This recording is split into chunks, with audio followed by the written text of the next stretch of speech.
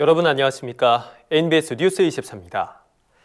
국회가 본격적으로 추경 심사에 돌입했습니다.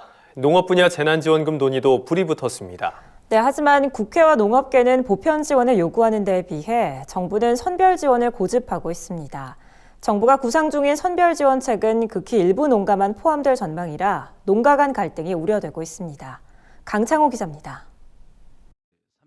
농업 분야 재난지원금의 보편 지원과 선별 지원 방안을 두고 국회와 정부 간 갑론을박이 펼쳐지고 있습니다.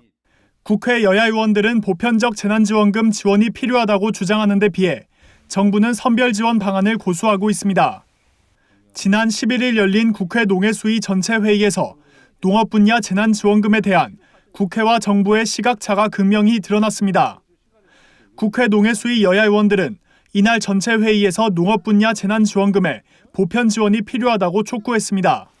하지만 농림축산식품부는 선별 지원을 고집하고 있습니다. 피해가 명확히 산정된 농가만 지원하겠다는 겁니다. 농식품부는 코로나19로 인한 농업 분야의 소득 감소를 입증하기 어렵다는 입장을 내세우고 있습니다. 농민들이 부가세를 면제받기 때문에 정확한 피해를 산출하기 쉽지 않다는 겁니다. 이에 간접적으로 피해 수준을 산출할 수 있는 농가만을 대상으로 재난지원금 지급을 고려해 보겠다는 소극적인 태도를 보였습니다. 실제로 이만희 국민의힘 의원실이 농식품부로부터 제출받은 코로나19 관련 농업 분야 피해 현황을 입수해 확인한 결과 겨울 수박, 화훼, 친환경 농산물, 말농가, 농촌체험 휴양마을의 피해만 추산된 것으로 나타났습니다. 농식품부가 예산당국과 해당 자료를 토대로 협의를 진행하는 만큼 농업 분야 재난지원금이 추경에 반영된다고 해도 선별 지원에 무게가 실릴 수밖에 없는 겁니다.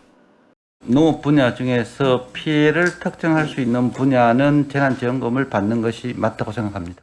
저희들이 파악을 했습니다. 파악을 했고 그중에서 피해가 심한 분야가 농업계는 농업 분야 재난지원금이 선별적 지원으로 구성된다면 농가 간 갈등을 초래할 것이라고 우려하고 있습니다.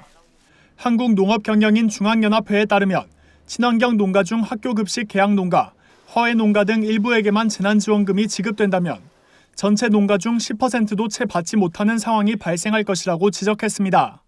코로나19 여파에 따라서 국산 농산물 판매에 많은 어려움을 겪고 있는 게 사실이잖아요. 특정 품목에 국한된 문제가 아니고 우리 농업 전체에 사실 해당되는 사안들인데 특정 품목에만 재난지원금을 지급할 경우에는 농촌 사회 내에서 또 다른 갈등을 이야기할 우려가 되고 한편 여야는 18일부터 국회 예산결산특별위원회 심사를 거쳐 이르면 24일 국회 본회의에서 2021년도 1차 추경안을 통과시키기로 합의했습니다. NBS 뉴스 강창호입니다.